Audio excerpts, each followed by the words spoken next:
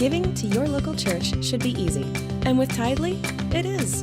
Just download the app and securely register your credit or debit card. You're done. Now you can give during church services or anywhere else. Use Tithely to give a one-time gift or set up recurring donations. It's that simple. It's fast, secure, and easy to use. Tithely, the simplest way to give to your local church.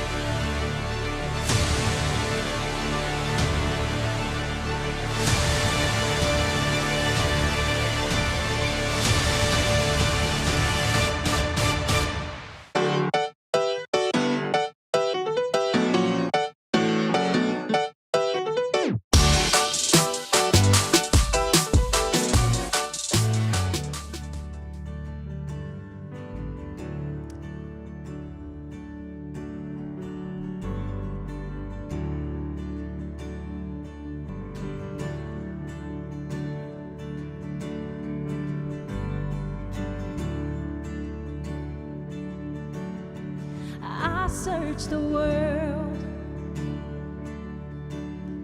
but it couldn't fill me. Men's empty praise, treasures that fade are never enough. Then you came and put me back together, and every desire is now in your love. Oh, there's nothing better than you. Oh, there's nothing than you. Oh, there's nothing. Nothing is better than you.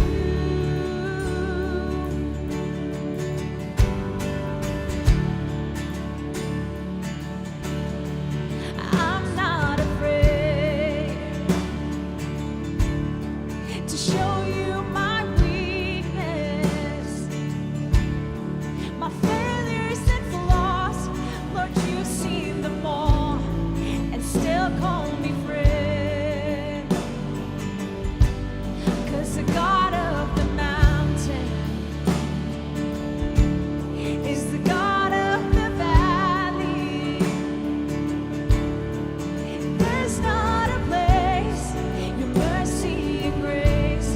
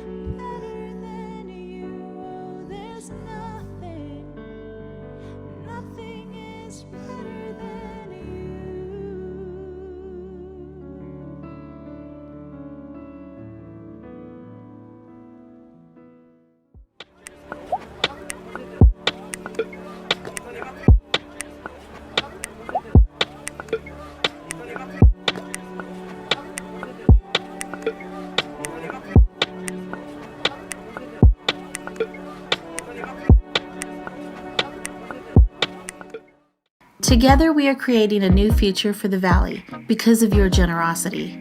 Your financial support is being used to produce content and create a loving community that is bringing hope to hurting people during the COVID pandemic and quarantine. Your giving equips New Soul Rebecca with tools to provide access to our services and support for people who can only meet with us by phone. Because you give, the hungry are being fed, and we've launched a winter warmth campaign to protect people in the Valley from the cold this season. With your help, in 2021, we're not slowing down, but ramping up a campaign to expand our digital reach to help and inspire more kids, students, singles, families, and seniors. Your giving is making a difference in the community. 1 Timothy 6:17-19 says, "Don't be full of yourselves and obsessed with money, which is here today and gone tomorrow. Go after God, who piles on all the riches we could ever manage. Do good. Be rich in helping others. Be extravagantly generous. If you do that, you'll build a treasury that will last, gaining life that is truly life." We have quick and easy ways for you to give. Online, newsoulrebecca.com. By text BLESS to 94000. By app, download the Tithely app. Or by mail, New Soul Rebecca, P.O. Box 574, Rebecca, New Mexico 87560. To receive text updates from New Soul Rebecca, text Rebecca to 94000. One of the great joys of my life is playing basketball. It was the biggest part of my life growing up as a kid and a young person. And I was fortunate to play with a group of talented and competitive players for most of my adult life as well. We played with college and pro players as well as weekend warriors who were really good players. For those of you who have played competitive sports, you know how intense it can be sometimes and how it can get a little volatile. Most of us were good friends and developed a really tight bond and could handle those volatile moments when the competition got a little too intense. And when we did, we could apologize and move forward. But once in a while, someone would come in to play with us who was a little bit of a hothead, had a short temper. These guys would play angry. They would talk trash. Every time you'd score on them or keep them from scoring, they would take it personally. And their anger would just increase. Playing with people like this was always very unpredictable. Sometimes they would kick the ball or slam the wall. Sometimes they would push or hold you as a player or foul you hard to keep you from scoring. Playing against people like that always made me want to talk trash right back. They inspired me to change the way I normally played to make sure I scored on them more. I wanted to shut them up, make shots in their face, put it right in their eye. Their mean way of playing inspired me not only to beat them, but to try to humiliate them. They definitely changed the way I played. Have you noticed that mean people tend to gain a measure of control in your life? By mean, I'm talking about angry or harsh, unpleasant, sometimes deceptive people. They control us with time or money or their attitude, their sulliness, they just don't speak. They just look away. You never know what they're thinking. They don't open up to you. Maybe it's someone who is unkind to our kids or our grandkids. These are the kinds of people that when you see them coming, you just want to avoid them. From time to time, and let's be honest, all of us can be the mean person that somebody else thinks of. In this series, friends, we have been talking about how to successfully manage the most important things in life, and that is our relationships with other people. Today, we're going to talk about how to respond to the mean people in our lives, because all of us eventually will have to deal with mean people. It's important to know how to deal with them ahead of time and to have a plan, because if we're not proactive before we interact with mean people will gain a measure of control over our lives. We'll talk about them on the phone with someone on the way home. We're thinking about them. in the shower, like we're thinking about things we're going to say to them, we're angry at them, we're replaying what they did over and over again in our minds. It's why we try to avoid them, because mean people keep us off balance. When we're off balance, we're forced to compensate, right? When you're pushed off balance, you need pressure to go the other way, forced to go the other way to keep you upright. When we're hit with unkind or hurtful words or actions, it knocks us off balance. And our natural tendency is to get back on balance by using unkind and hurtful words and actions in response. Like when I was playing against mean or angry players, and I wanted to compensate with anger and meanness to regain my balance. Instead of doing to others as Jesus has done to you, it's do unto them as they have done unto you. If we're honest, doesn't it feel right, good, natural to do to mean people as they have done to us? It seems like it makes us even. When a mean person knocks us off balance, sometimes we compensate somewhere else and with someone else in our lives. Have you noticed this? We'll say, hey, I'll take it out on you because I can't take it out on my boss, my enemy, my ex, the person who cut me off on the freeway, men, women, the government, people at school. How often do you take your anger and frustration out on somebody other than the somebody who you are really angry and frustrated with? We end up living by this rule: do to others as others have done to me. It's actually fun to daydream about what we could do to them, but getting even with someone makes us even with somebody we don't even like. We end up becoming just like them. So what can we do? We can't ignore them because they won't stop. It might even give them more power over us. If we get even, it makes us even with someone we don't even like. So what do? There is a third option. During the life of David, some of you are familiar with the ancient Israeli king David. And in the time of our story today, David is a national hero. He had already killed the giant Goliath. He had been anointed and chosen to be the king at 15 years old of Israel. But the current king, Saul, is violently jealous of him. King has heard that David has been chosen to be the next king, which, as you can imagine, he finds to be a threat because he wants what every king wants, a dynasty. He wants his own son, Jonathan, to be the next king. So Saul is threatened by David's popularity, his success. So King Saul brings David close. David marries his daughter. Saul becomes David's father-in-law. And Saul's jealousy grows out of control, and he tries to murder David in the palace. David becomes a fugitive, so he's fugitive David, and is forced to run away or he would be killed. King Saul then begins a national manhunt of David. He takes his army and he is hunting him. So David is a fugitive. He's in the wilderness. He's running for his life. This, after David had trusted God and killed the giant. This, after David has been chosen to be the king. David had made the right choices, the courageous choices.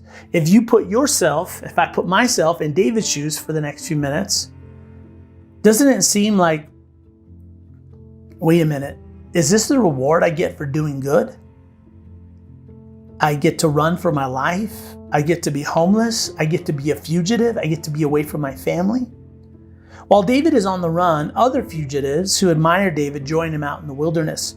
He ends up with an army of about 400 men. It's about 600 actually, and their families. And these people are all outlaws. They had all been mistreated by King Saul, but they couldn't get to him because King Saul was untouchable. So they found someone to take their anger, their hurt, and their frustration out on. A certain man in Maon who had property there at Carmel was very wealthy. He had 1,000 goats and 3,000 sheep, which he was shearing in Carmel. Now, goats and sheep may not mean very much to us in the modern world, but in ancient times, it was a tremendous amount of wealth. It's like having garages full of Teslas and Ferraris. Sheep shearing season, say that 3 times fast, in the ancient world is where the wealthy get to see how much wealthier they just became. It's like a financial report. The rich get richer. Shearing day is where you found out how much more wool was available as product for you to sell to add to your wealth. So this is a good day. This wealthy man's name was Nabal, and his wife's name was Abigail. She was an intelligent and beautiful woman, but her husband was surly and mean in his dealings. His name actually means heavy, Nabal. He was a load, a burden, a pain to deal with. While David was in the wilderness, he heard that Nabal was shearing sheep. He heard about this celebration of wealth for Nabal. So he sent 10 young men and said to them, "Go up to Nabal at Carmel and greet him in my name." David sends these 10 men and tells them to use his name. People knew who David was in ancient Israel. And say to him, "Long life to you, good health to you and your household, and good health to all that is yours." It's a formal ancient greeting that basically says, "I come in peace." David is about to ask Nabal to share some of his wealth, his extra, with David and his group of an army that's with him. This is why David is even asking for this. He's asking for help. And you might think, well, why would he even think to ask? Well, this is why. "Now I hear that it is sheep shearing time. When your shepherds were with us, we did not mistreat them," David and his army. "The whole time they were at Carmel, nothing of theirs was missing. While your shepherds were watching over their flocks by night, basically, we were right there surrounding you, protecting you. We kept enemies away. We kept animals away. We didn't let anything get taken from your wealth, your flocks. We didn't take anything from you. Because we were there, you increased your wealth. Part of your profit is due to our protection. Ask your own servant," David continues in his message, "and they will tell you, therefore, be favorable toward my men, since we come at a festive time. Please give your servants and your son, David, whatever you can find for them." Look at his language. Please give your servants and your son. He's humbling himself and asking for help. He's homeless and he's hungry. He lowered himself. He asked for whatever extra Nabal could spare with him during his time of extra and wealth that they had in part because of David and his men. When David's men arrived, they gave Nabal this message in David's name, and they waited. And they waited. Nabal makes them wait and wait. While David and his men are hungry and desperate to even be making this request, he makes David's men wait. Now, David was not the kind of man you mess with. He was a very violent man. If you grew up in church, you might have this image of David as a shepherd boy with a harp singing songs to God. And that is part of David's story. But the other part is that David would routinely go and raid enemy villages. And when he did, he would slaughter every man and woman there. Whenever David attacked an area, he did not leave a man or woman alive, but took sheep and cattle, donkeys and camels and clothes. David was a dangerous and violent man, even by ancient standards. So finally, Nabal responds. Nabal answered David's servants. He says, "Who is David? Who is this David? Who is this son of Jesse? I don't know who you are. Many servants are breaking away from their masters these days." He's saying, I don't think David's a big deal. Who is he? I don't care who he is. He's a servant breaking away of his master. Maybe he should go back to King Saul like a good boy. I didn't ask for his help. I don't need his help. I don't want his help. Why should I take my bread and water and the meat I have slaughtered from my shearers and give it to men coming from who knows where? No, is your answer. You're dismissed. Where are you from, anyway? You and David or no one from nowhere. David's men turned around and went back. And when they arrived to where David was, they reported every word. And David's response? David said to his men, "Oh well, it was worth a try." Actually, it's not what he said at all. He said, "Each of you strap on your sword." So they did. And David strapped his on as well. About 400 men went up with David. You mess with me, and you will see. You're going to pay. Notice that Samuel, David's biographer here, points out the little detail of David's sword. David's sword was unlike any other sword. It belonged to Goliath, the giant. It was a reminder, a physical, visual reminder that David didn't need to fight his own battles, that he had a power beyond himself fighting for him. It was a visual aid of God's promise and protection in his life. He didn't need to do things himself. He could turn to God for help and know that God would come through. But David, of course, like us, he's forgotten the story of the sword.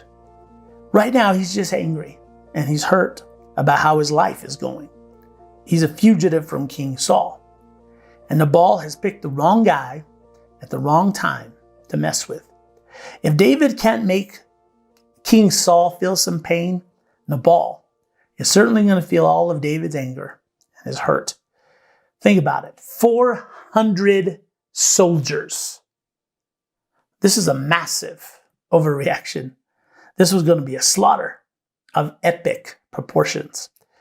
You've heard that hurt people hurt people. Well, this is hunted people hunt people. David's biographer lets us in on what David is thinking. He's building up a head of steam as he's riding towards Nabal and his camp. He's going over and over in his mind what he's going to do because he's not quite sure that this is what he's supposed to do. He's preparing himself. Like when you have those imaginary arguments in your car on your way home or to work or to school. I know I've had them.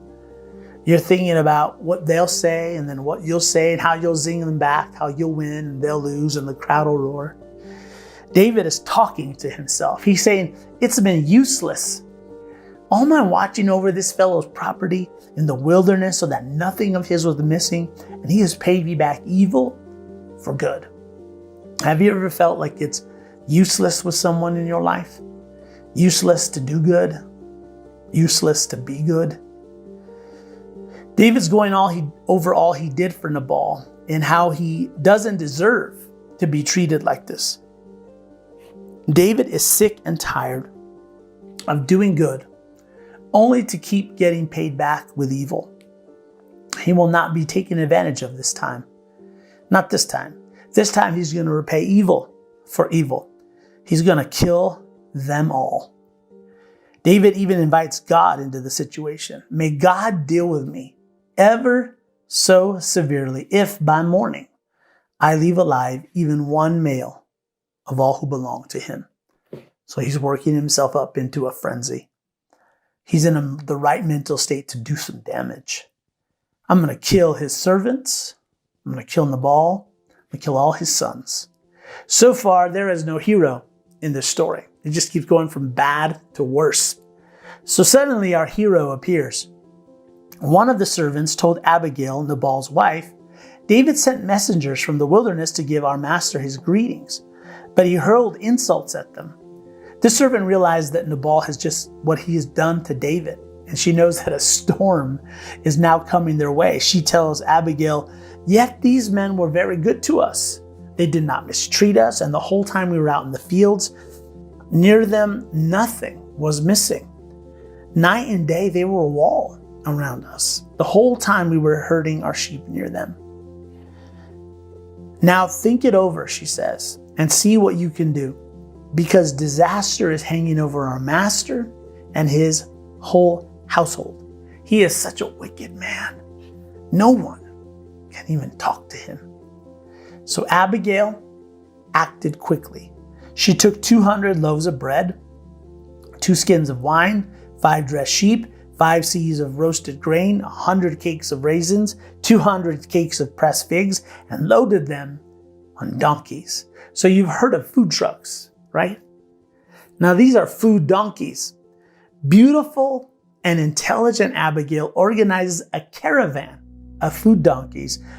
Together, they're overflowing with delicious goodies, favorites like fresh bread and sweet cakes and the best wine.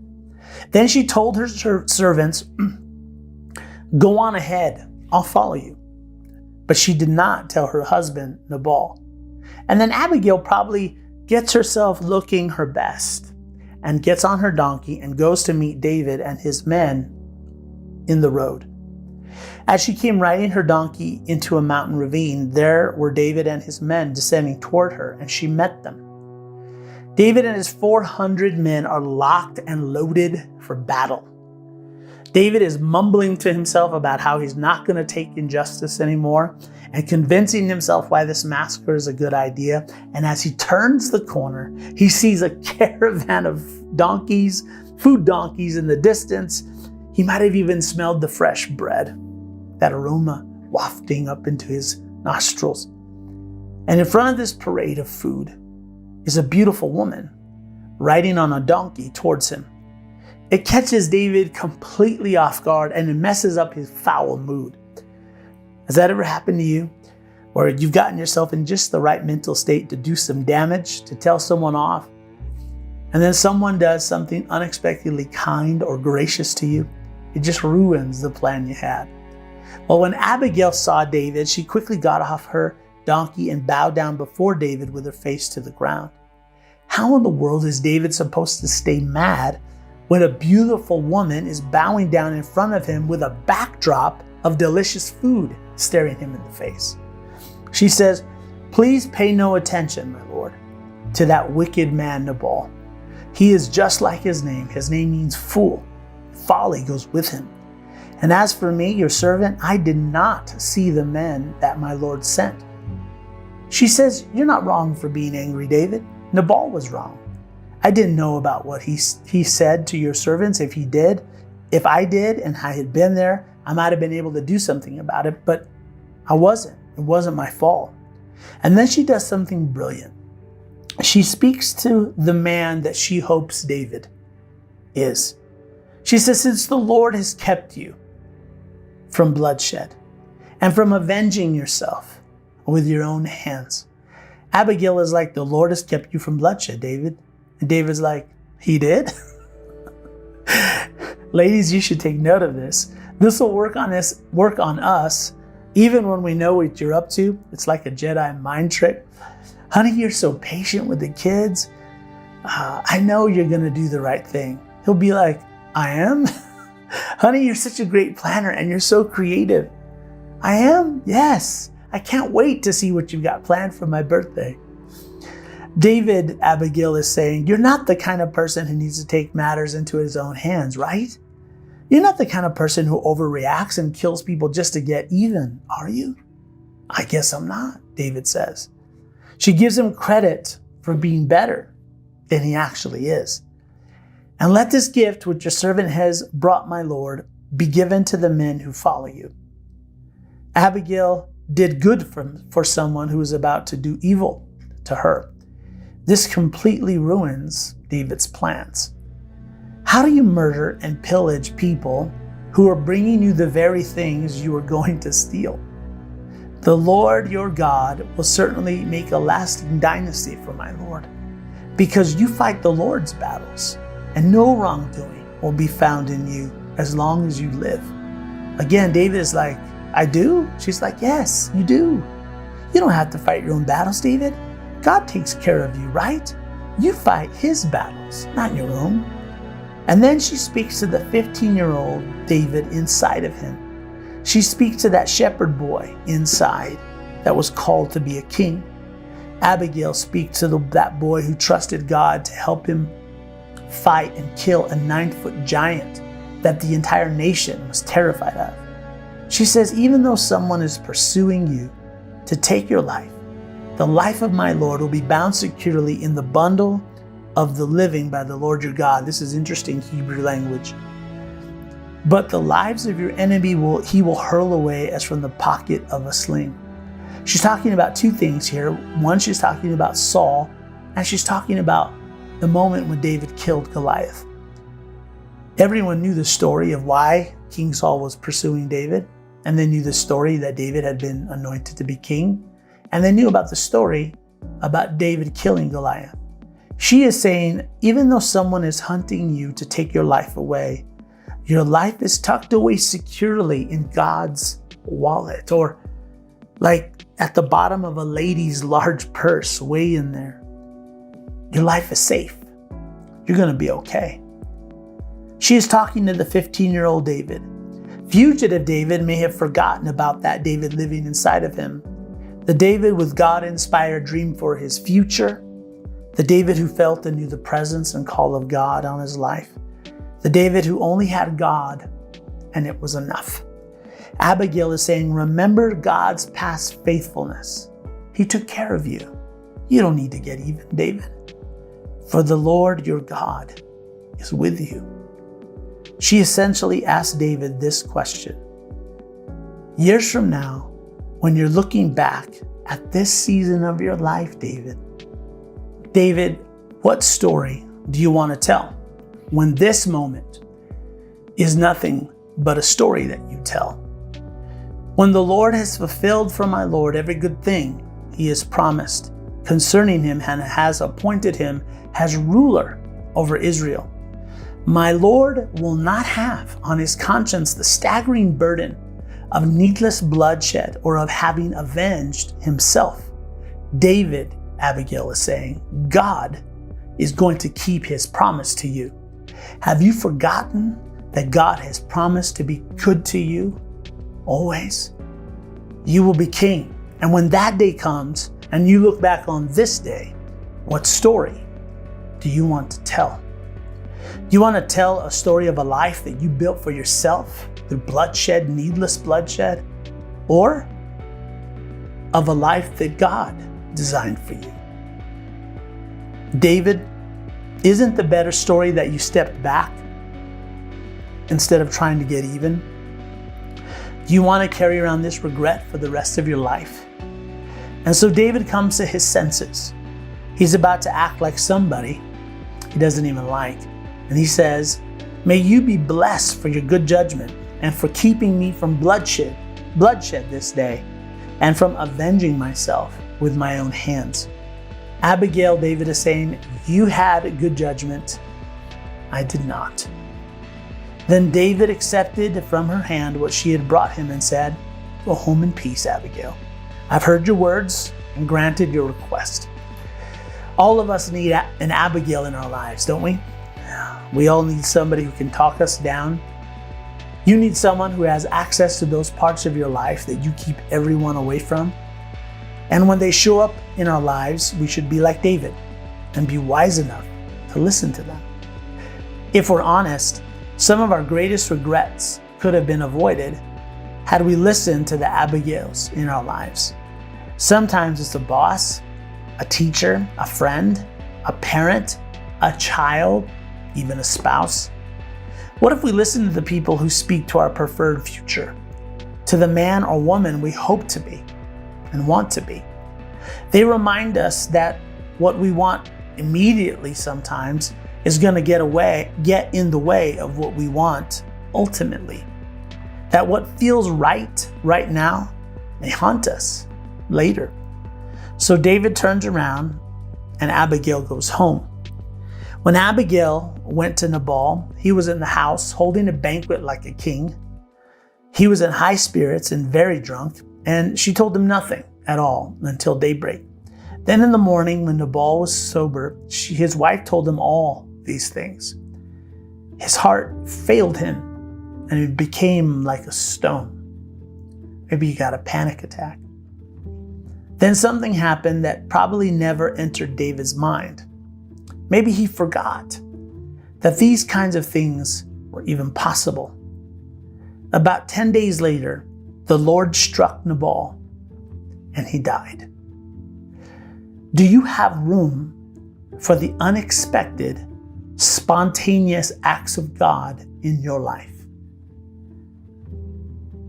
that God might have a solution that is better than you would have ever dreamed or imagined. David didn't have to do anything. God did something. So in our story, we have Nabal, who repays evil for good, and he's maniacal. We have David, who repays evil for evil. He's predictable. And we have Abigail, who repays good for evil. She's remarkable. If you're not a Jesus follower, you're the captain of your own ship. Do your own thing. Do what you think is good for you. But if you're a Jesus follower, not just evangelical or a Christian or someone who uses God to get what they want out of him, then you have been invited to follow him.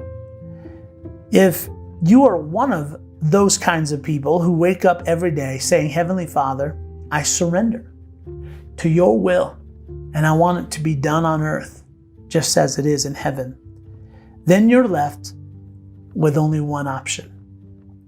That option is remarkable, because we have been on the receiving end of remarkable, haven't we? Except we don't call our Abigail Amazing Abigail. We call it Amazing Grace. While we were still sinners, doing the worst things imaginable, the worst things so bad that we hope no one finds out about, Jesus died for our sins. He paid the price so that we wouldn't have to. He received our punishment so you and I could receive mercy. What he asks of us is to follow him. He asks you to love your enemies, to do good to those who hate you, to bless those who curse you, to pray for those who mistreat you. Let's read that again. Love your enemies. Do good to those who hate you.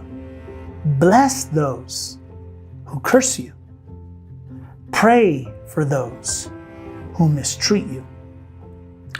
You mean tolerate and ignore? No. Not just not be unkind, but to actually do good to those who hate you. If we're honest, we don't even spend much time praying for people who are good to us. And Jesus would say, I don't want you to do something to meet people. I want you to do something for them. Because that's how you keep from becoming like them. There's a bonus. Not only do you not become like someone you don't like, but you become like your Father in heaven. Jesus said, then your reward will be great, and you will be children of the Most High, because he is kind to the ungrateful and the wicked.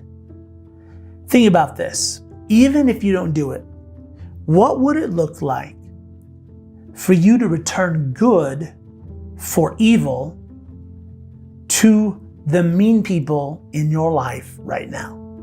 What would that look like? Or the mean people in the lives of someone you love, like your kids or grandkids or a friend.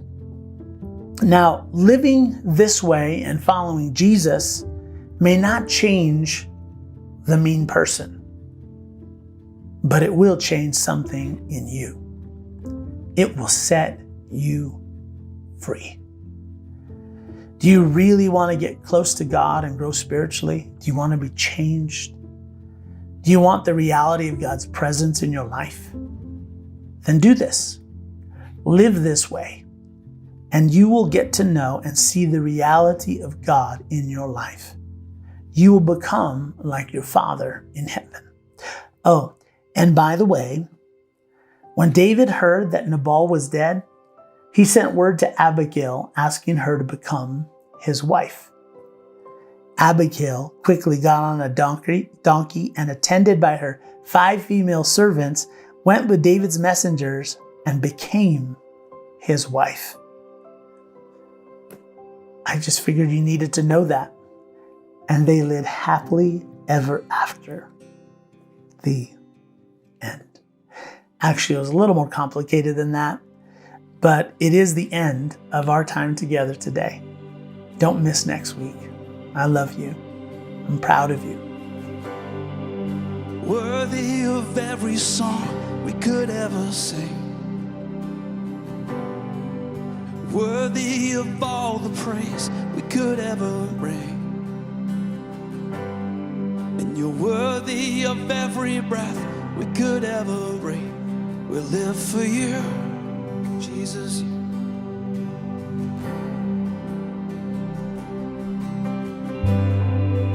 Jesus, the name above every other name.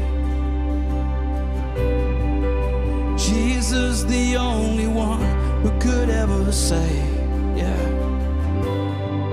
You're worthy of every breath we could ever breathe. We'll live for you. Oh. Holy, there is no one like you. There is none beside you. Open up my eyes in wonder and show me who you are and fill me with your heart and lead me in your love to those around me.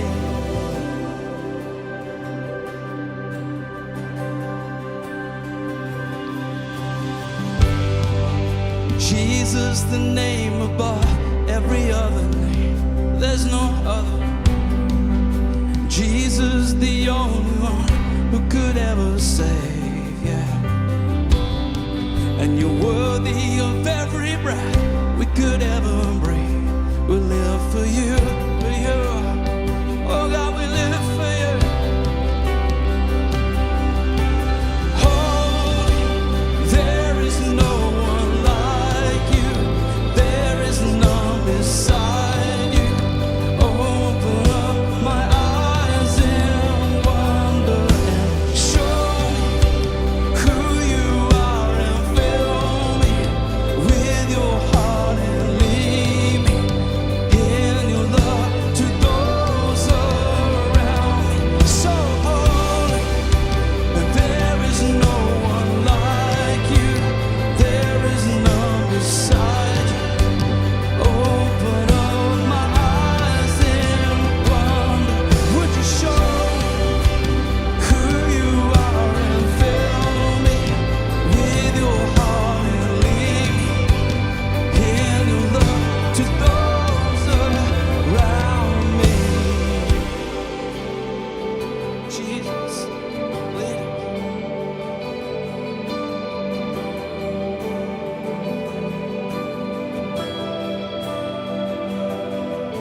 And I will build my life upon your love. It is a firm foundation, and I will put my trust in you, oh Lord, and I will not be shaken. Yes, I will build my life upon your love. It is a firm foundation. Oh, and I will put my trust in you, oh Lord, and I will not be shaken. Holy, there is no